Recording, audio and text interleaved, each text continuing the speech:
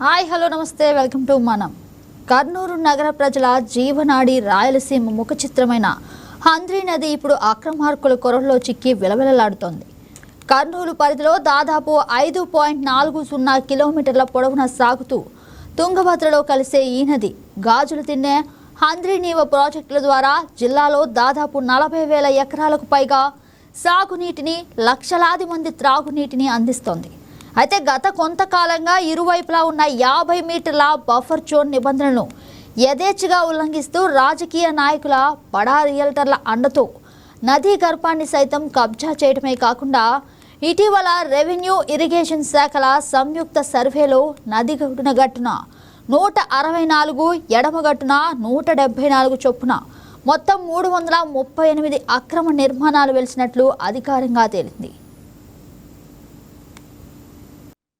చరిత్ర కలిగినటువంటి కర్నూలు హంద్రీ నది ఆక్రమణలకు గురవుతుంది. ఏదైతే వేల ఎకరాలకు సాగునీరు, వందల గ్రామాలకు తాగునీరు అందిస్తూ కర్నూలు నగర నడిబొడ్డున ప్రవహిస్తున్నటువంటి హంద్రీ నది కబ్జా కోరల్లో చిక్కుకుందని చెప్పుకోవచ్చు. ప్రస్తుతం కర్నూలు నగరంలో దాదాపు 5 కిలోమీటర్ల మేర ప్రవహించేటటువంటి హంద్రీ నది ఇరువైపులా కూడా ఆక్రమణదారులు పూర్తిగా ఆక్రమించుకొని ఆ నదిని కాస్త కాలువలా మారుస్తున్నటువంటి పరిస్థితి నెలకొంది. దీనిపై అధికారులు చర్యలు తీసుకోవాలని కర్నూలు నగరవాసులు కోరుతున్నప్పటికీ కూడా అధికారులు చర్యలు తీసుకోకపోవడం, మరోవైపు మున్సిపల్ కార్పొరేషన్ పరిధిలో ఉన్నటువంటి దాదాపు 30 వార్డులకు పైగా జనాభా నివసిస్తున్నటువంటి కాలనీల్లో డ్రైనేజీ వాటర్ అంతా కూడా హంద్రీ నదిలో కలుస్తూ నదిని కాస్త కలుషిత కూరల్లో చిక్కుకున్నటువంటి పరిస్థితులు కొంది. ఈ నది అంతా కూడా ఏదైతే ఈ సాగునీరు అందించేటటువంటి ఈ నది అంతా కూడా ఇప్పుడు కలుషిత నీరు ప్రవహిస్తూ విషతుల్యమైతూ ప్రజల ప్రాణాల మీదకు తెస్తున్నటువంటి పరిస్థితులు కొంది. దీనిపై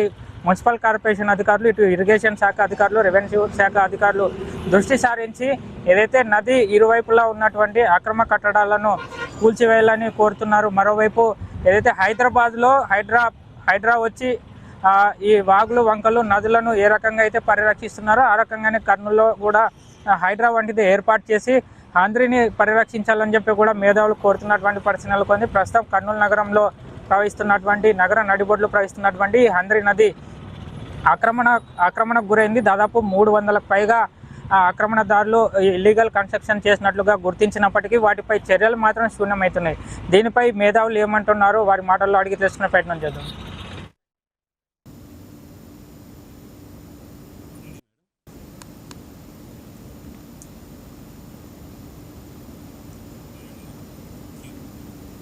హంద్రీ నది ఆక్రమణలపై పర్యావరణ ప్రేమికులు, స్థానికులు పెద్ద ఎత్తున ఫిర్యాదులు చేయడంతో అధికారులు సరిహద్దు పిల్లర్లు నాటినప్పటికీ రాజకీయ ఒత్తిళ్ల కారణంగా 220 కోట్ల రక్షణ గోడ పనులు నిలిచిపోయాయి. ఆక్రమణల తొలగింపు ప్రక్రియ నత్తనడకన సాగుతోంది.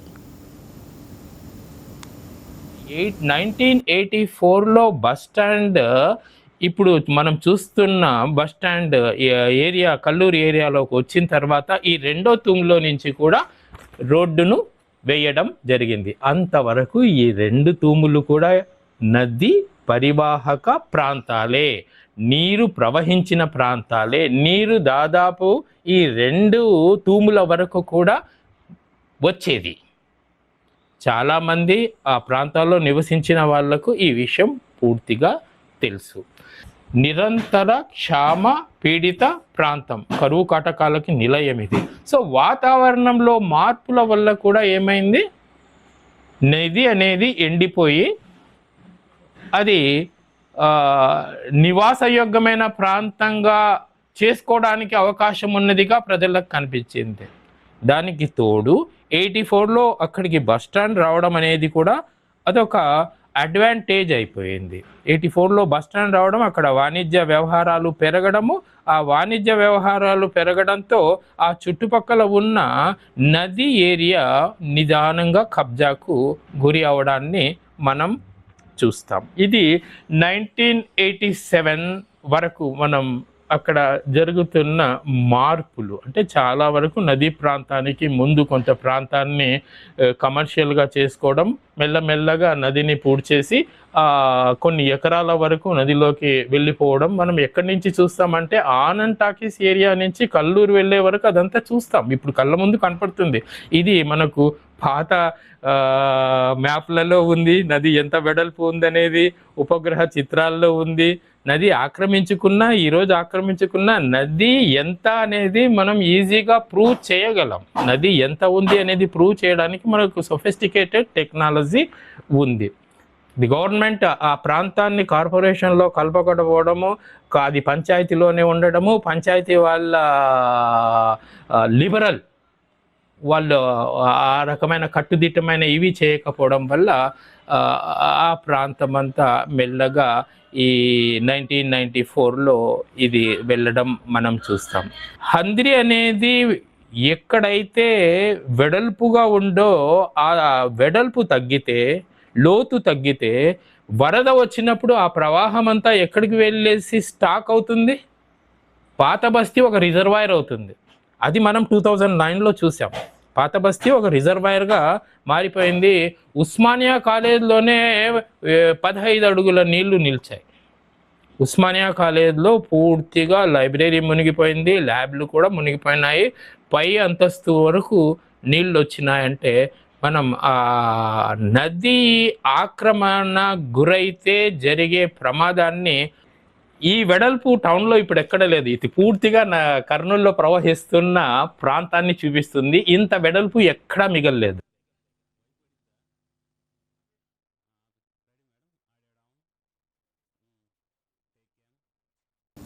భారతీయ న్యాయ సంహితలోని సెక్షన్ 324, 329లతో పాటు ఏపీ నదీ సంరక్షణ చట్టం 1884, పర్యావరణ పరిరక్షణ చట్టాల ప్రకారం నదులను ఆక్రమిస్తే 5 ఏళ్ల వరకు జైలు శిక్ష పడే అవకాశం ఉన్నా ఇక్కడ చట్టాలు చుట్టాలుగా మారాయన్న విమర్శలు వ్యక్తమవుతున్నాయి.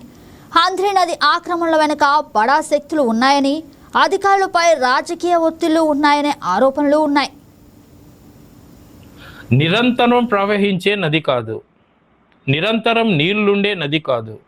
అది అడ్వాంటేజ్గా తీసుకున్నారు. ఇప్పుడు కర్నూలు అనేది 7 లక్షల జనాభాకు దగ్గర ఉంది.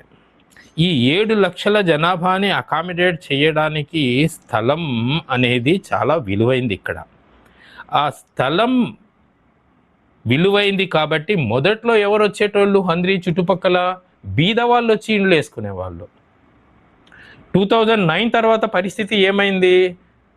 నదికి ఏ రకంగా కూడా ఈ నది వెడల్పు తగ్గించడానికి అవకాశాలు, పెద్దగా కఠినమైన చర్యలు ఏమీ ప్రభుత్వ యంత్రాంగం తీసుకోవడం లేదు. కాబట్టి మొమెంటం వీళ్ళకి ఎలా వచ్చేసిందంటే, నది ముందు ఒక 10-15 సెంట్లు పట్టా భూమిని తీసుకుంటారు. ఆ లోపల కొన్ని ఎకరాలు వాళ్ళు పూడ్చేసి నదిని ఆక్రమించుకుంటున్నారు. అంటే ఒకప్పుడు మనం బీదవాళ్ళు నది చుట్టుపక్కల గుడిసెలు వేసుకోవడం చూసాము.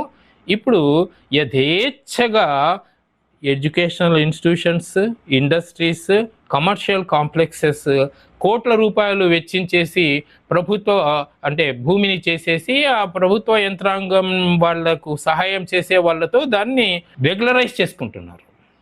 సో ఇది జరుగుతుంది. ఎందుకంటే భూముల విలువలు పెరగడం,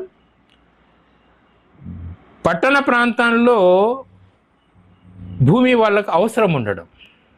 ఎందుకంటే కమర్షియల్ యాక్టివిటీస్ చేయాలంటే పట్టణ ప్రాంతంలోనే వాళ్ళు చేయాలి. అవుట్స్కట్స్లో వాళ్ళకి చాలా భూమి ఉంది. సో ఈ నది స్వభావం ఏమంటే, హంద్రీ నది స్వభావం ఏమంటే పూర్తిగా కర్నూలు పట్టణానికి మధ్య నుంచి ప్రవహిస్తుంది. తుంగభద్ర నది స్వభావం ఏమంటే బార్డర్గా ప్రవహిస్తుంది. సో తుంగభద్ర నది బార్డర్గా ఉండడం వల్ల దాని మీద బ్రిడ్జిలు ఒకటే చూస్తున్నాం మనం. హంద్రీ రివర్ వచ్చేసి కర్నూలుని అడ్డంగా 2 భాగాలుగా చేసి ప్రవహిస్తుండడం వల్ల హంద్రీ నదిలో రకరకాల బ్రిడ్జిల్ని చూస్తున్నాం. ఈ బ్రిడ్జిలు కట్టే ప్రతిసారి కూడా ఏం చేస్తున్నారంటే, ప్రభుత్వం బ్రిడ్జిలు కడుతుంది. ఆ కట్టే క్రమంలో వచ్చే వేస్టేజ్తో, వ్యర్థాలతో కొంచెం నది కుచించుకుపోతుంది. అక్కడ అక్రమ కట్టడాలు వచ్చేస్తున్నాయి. హంద్రీ నదిలో ఒకవైపు ఈ రకమైన రసాయనాలతో మన వాటర్ని చూసి ఇది ఆల్మోస్ట్ ఆల్ విషం. ఇది విషం అవడం వల్ల మనకేం ప్రమాదం అంటే, ఇదే వెళ్ళి తుంగభద్రలో కలుస్తుంది. ఇదే నీళ్లు, ఇదే విషం వెళ్ళి జోహరాపురం దగ్గర తుంగభద్రలో కలుస్తుంది. ఆ తుంగభద్ర వాటరే ఫిల్టర్ అయ్యి మళ్ళీ మనం తాగడానికి వస్తుంది. సో ఇందులో విషపూరిత పదార్థాలు ఉన్నాయి అనేది గుర్తించడం జరిగింది. వాటిని ప్రభుత్వానికి రిపోర్ట్లు ఇవ్వడం జరిగింది కాలుష్య మండలి వాళ్ళు. బట్ ఈ వాటర్లో ఎంత విషం ఉన్నది అనేది కూడా వాళ్ళు రిపోర్ట్ ఇవ్వడం జరిగింది. సో నదిని కాపాడవలసిన బాధ్యత గల ప్రభుత్వ యంత్రాంగం, రెవెన్యూ అయితే ఏమి, ఇరిగేషన్ అయితే ఏమి, కార్పొరేషన్ అయితే ఏమి, కూడా అయితే ఏమి, ఇవి వాళ్ళ విధులు సక్రమంగా నిర్వహించడం లేనది మన కర్నూలు డిస్టిక్ మేధావుల అభిప్రాయం.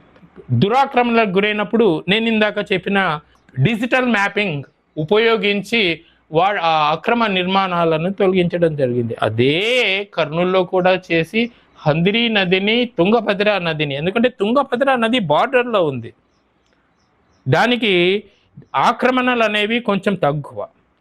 హంద్రీ నది అనేది నగర నడి ఒడ్డున ఉంది. నదిని నగరాన్ని 2 భాగాలుగా చేసేసి ప్రవహిస్తుంది.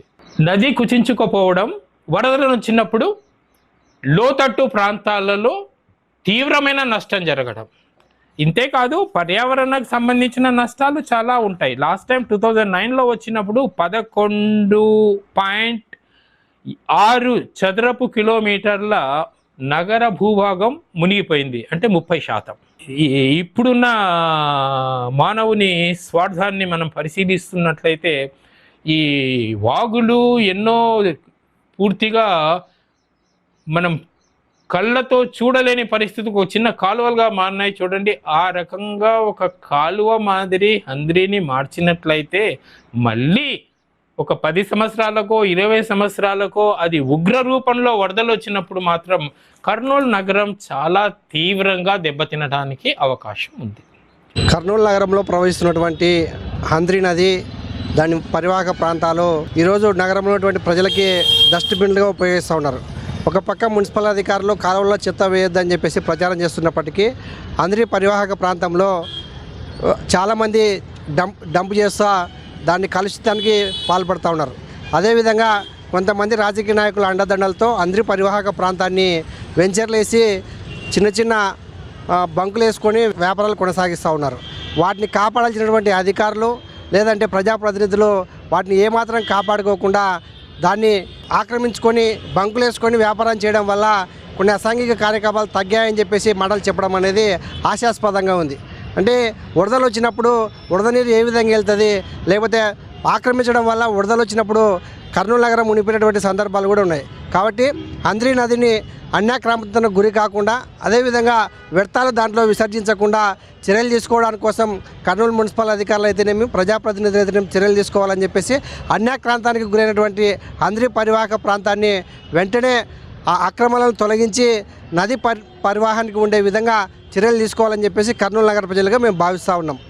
చూస్తున్నారు కదా, ఇది కర్నూలు నగరం నడిబొడ్డున ప్రవహిస్తున్నటువంటి హంద్రీ నది ఆక్రమణలకు గురై పూర్తిగా నది కాస్త కాలువలా మారుతుంది. దీని కారణంగానే 2009లో వరదలు వచ్చిన సమయంలో కర్నూలు నగరం పూర్తిగా నీట మునిగినటువంటి పరిస్థితి నెలకొంది. ఏదైతే నగర నడిబొడ్డున ప్రవహిస్తూ ఎంతో సస్యశ్యామలం రాయలసీమ ప్రాంతంలో ఉన్నటువంటి కర్నూలు పశ్చిమ ప్రాంతంతో పాటు కర్నూలు నగర అందాన్ని పెంపొందించేటటువంటి హంద్రీ నదిని కబ్జాదారులు అక్రమ నిర్మాణాలు చేపట్టడం, మరోవైపు చర్యలు తీసుకోవాల్సినటువంటి అధికారులే చోద్యం చూడడంతో ఈ నది అంతా కూడా కాలువలా తయారై పూర్తిగా కుదించుకుపోతుంది. ఇప్పటికైనా అధికారులు మేల్కొని ఈ నదిని పరిరక్షించాల్సినటువంటి బాధ్యత ఎంతైనా ఉంది. దీంతో పాటు నగరంలో ఉన్నటువంటి వార్డుల మురికి నీరంతా కూడా ఈ నదిలో కలిసి పూర్తిగా కలుషితమవుతుంది. ఈ నీరంతా కూడా పూర్తిగా మళ్ళీ కర్నూలు నగరంలో ఉన్నటువంటి తుంగభద్ర నదిలో కలిసి నదంతా కూడా కలుషితమవుతుంది. ఈ నీళ్ళే మళ్ళీ రీసైకిల్ చేసి దాన్ని మరి ప్రజలకు సరఫరా చేయడంతోనే ప్రజలు కూడా తీవ్ర అనారోగ్య సమస్యలు ఎదుర్కొంటున్నారు. కాబట్టి ఇప్పటికైనా అధికారులు దీనిపై ప్రత్యేక దృష్టి సారించి ఈ అక్రమ నిర్మాణాలను కూల్చివేయాలి. లేదంటే ఇప్పటికైనా ఆ అక్రమ నిర్మాణాలతో పాటు మరికొంత ఈ హంద్రీ నదికి ఇరువైపులా కూడా కన్స్ట్రక్షన్ వాల్, ఏదైతే ప్రొటెక్షన్ వాల్ నిర్మాణం చేపట్టి హంద్రీని ఇకపై కబ్జాకు గురవ్వకుండా చర్యలు చేపట్టాలని చెప్పి కూడా కోరుతున్నటువంటి పరిస్థితి. వీడియో జర్నలిస్ట్ అశోక్తో మురళీకృష్ణ, వైకే టీవీ, కర్నూలు జిల్లా.